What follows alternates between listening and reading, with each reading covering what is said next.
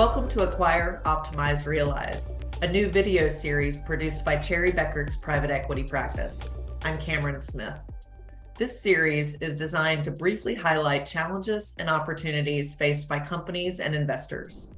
This episode's topic is ERP Rescue. I'm with Jim Holman with Cherry Beckert Digital. Jim, what is ERP Rescue?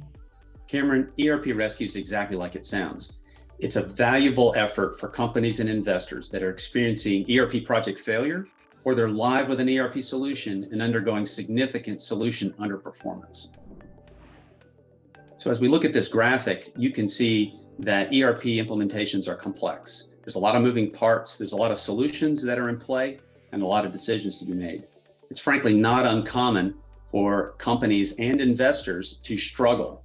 And given that over 50% of ERP implementations ultimately fail, it's a challenge that affects not just the private equity space, but companies in general in the mid-market. Jim, how do you know that you're in an ERP rescue situation? What do you listen for? Where we start with this project is that we try to listen for companies that are experiencing and say things like we're late. This would be, say, an ERP implementation that's missed one or more critical milestones. It's not just that they've missed and they're late for a go live. We'll also hear that a project is over budget. And again, the time to listen and detect that you're over budget is not at the end of the project, but it's pretty easy to see via, say, change orders or additional software that needs to be licensed that wasn't expected, that you're exceeding what the budgeted project was supposed to cost. We're stalled is very common that we hear. And this would mean that in the middle of a project, an investor, a company, or sometimes even the solution provider says we need a 30 or a 60-day pause in the project to catch back up.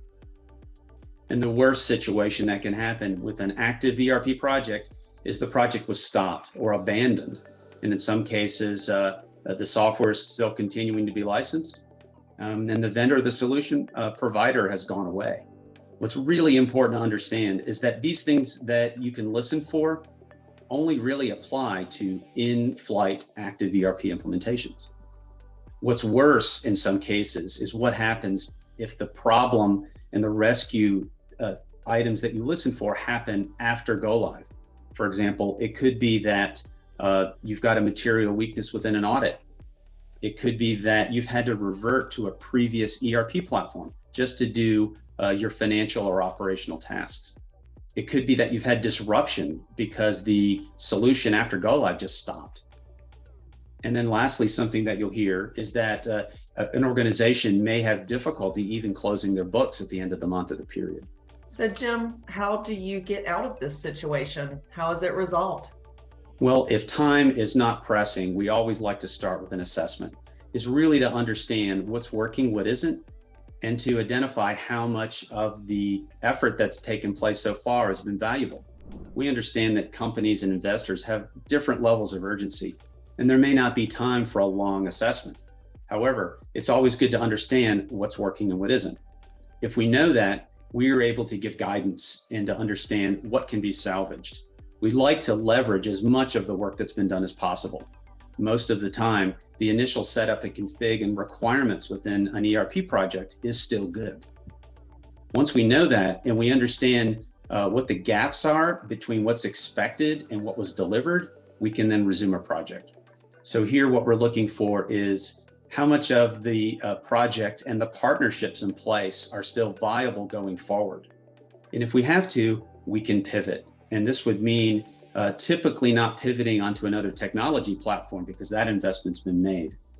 But is it possible that we may have to choose another provider to deliver this solution?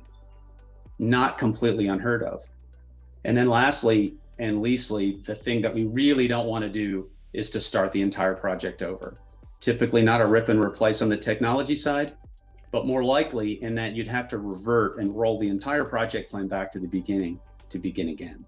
Thank you, Jim. For more information on ERP rescue, or if you feel like you may be in an ERP rescue situation, please don't hesitate to contact us. Thank you.